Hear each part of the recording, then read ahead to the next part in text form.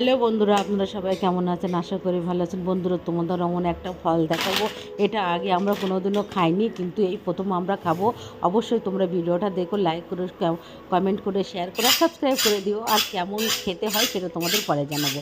এই ফলটা ড্রাগন ফল বলে। এটা দেখুন, এবার আমি কাটবো। এখানে আমি নিয়েছি পেপারের মধ্যে করে, এটা বিক্রি হচ্ছিল। এই একটা ফলের দাম আমাদের এখানে 120 টাকা নিয়েছে। এবার এই ফলটা দেখুন, এটা অনেক গোলাপিও হয়, অনেকটা সাদাও হয়, কিন্তু এর ভিতরটা কেমন তা তো আমি জানি না। এবার তোমাদের আমি কেটে দেখাচ্ছি, দেখুন।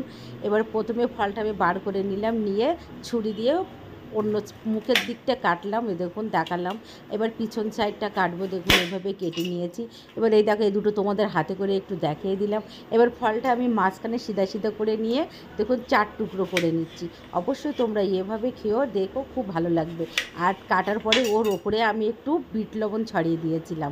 আর এটা যাদের ডেঙ্গু জ্বর বা যাদের কমজোরি থাকে বা যাদের প্লেটলেট কম থাকে তাদের জন্য বিশাল উপকারী শুনেছি, কিন্তু ডাক্তারের কথা এগুলো, আমরা কোনো দিন খাইনি।